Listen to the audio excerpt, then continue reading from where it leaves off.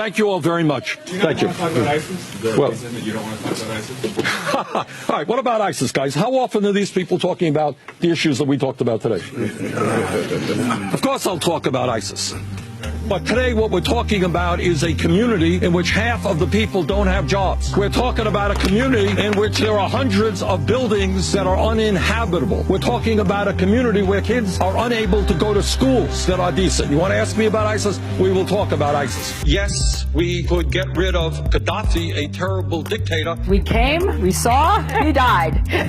But that created a vacuum for ISIS. Yes, we could get rid of Assad tomorrow, but that would create another political vacuum that would benefit ISIS. Yeah, we have got to be tough, but not stupid. But I worry Secretary Clinton is too much into regime change and a little bit too aggressive without knowing what the unintended consequences might be. When we both looked at the same evidence about the war in Iraq, one of us voted the right way and one of us didn't. 6,700 brave men and women from our country dead.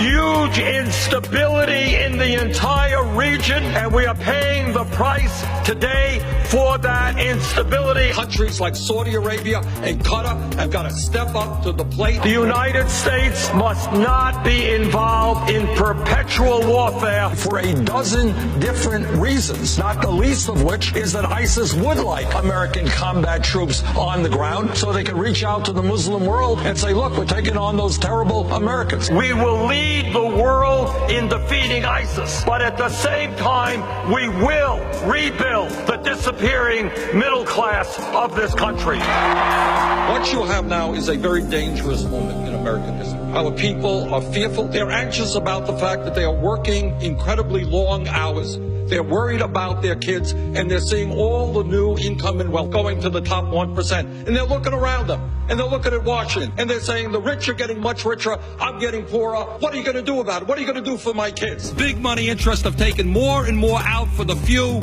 and left the working people and the poor out to dry. And somebody like a Trump comes along and says, I know the answers. The answer is that all of the Mexicans, they're criminals and rapists. We got to hate the Mexicans. Those are your enemies. We hate all the Muslims because all of the Muslims are terrorists. Meanwhile, the rich get richer. This democracy is evolving into an oligarchy. One family, the Walton family, owns more wealth than the bottom 90 million Americans. Many of the people who work at Walmart are on Medicaid, which you pay for, food stamps, which you pay for, government subsidized housing that you pay for because the Walton family refuses to provide the wages and benefits their workers deserve. This country has socialism for the rich and rugged individualism for the poor. So I say to the Walton family, get off of welfare, start paying your workers a living wage.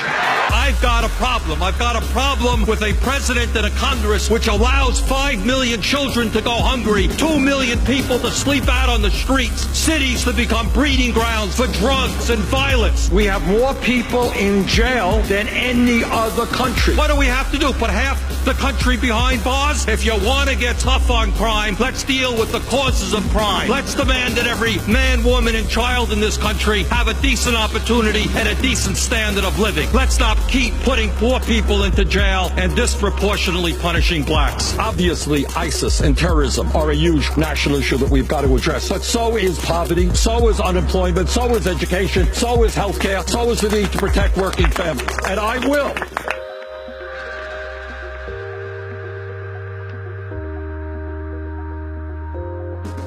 Kid gets caught with marijuana, that kid has a police record.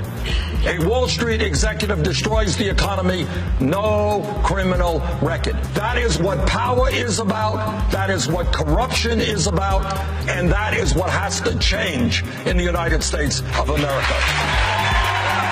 The American people hold the President of the United States in contempt. They hold this institution in contempt. They hold the Republican Party in contempt. They hold the Democratic Party in contempt.